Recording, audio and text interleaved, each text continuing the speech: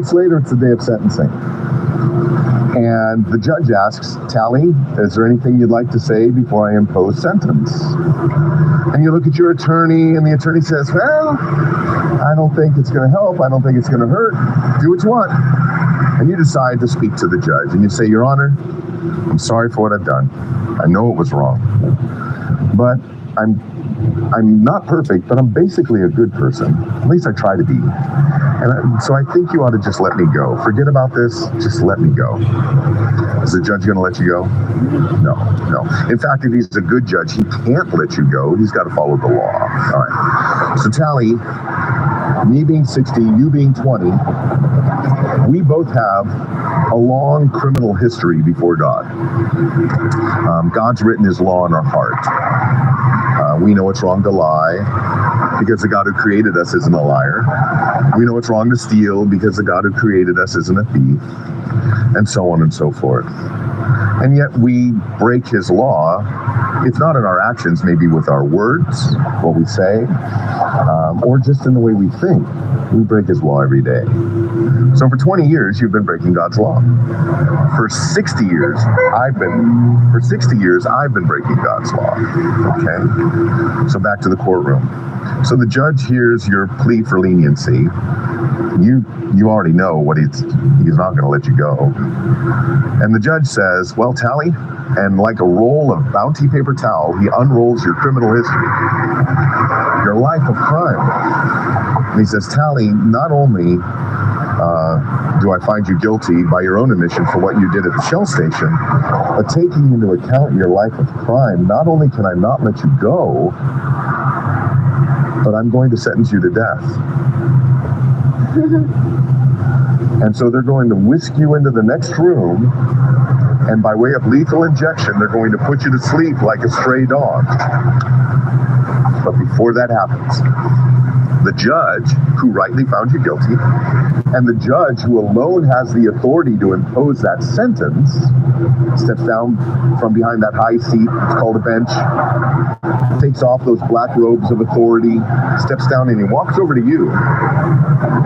He says, Tally, you are guilty, and the just punishment for your life of crime would be death, but I'm going to take your place. And the judge goes into the next room, allows himself to be strapped onto a gurney, a bed with your name on it, allows a needle to be driven into his arm with your name on it, and he dies the death that you're supposed to die. Not because you're good, not because you're innocent, not because you asked to be let go. Is this what Jesus did? It's exactly what Jesus did. Yes. God the Father sent his Son to earth in the person of Jesus Christ, truly God, truly man, and without sin. As God in the flesh, he lived a life of perfection here on earth for some 33 years that neither Tally nor Tony can live for 33 seconds. He's God and perfect. We're human and not. He was truly human in every way, but at the same time, truly God. Yet even though he never broke the law of God, and even though God the Father gave all authority to God the Son to judge sinners like us, he voluntarily submitted himself to the torturous, bloody death of a Roman cross. He died a death he did not deserve to take upon himself the punishment we rightly deserve for our sins against God. And then he forever defeated sin and death when he rose from the grave. Yeah, and that's something I also found profound, which is why I knew about it. Okay. And where did you first hear about that?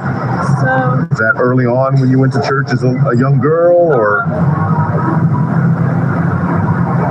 Unfortunately, the place that I had grown up in a drug den, essentially. Oh, I'm so sorry. And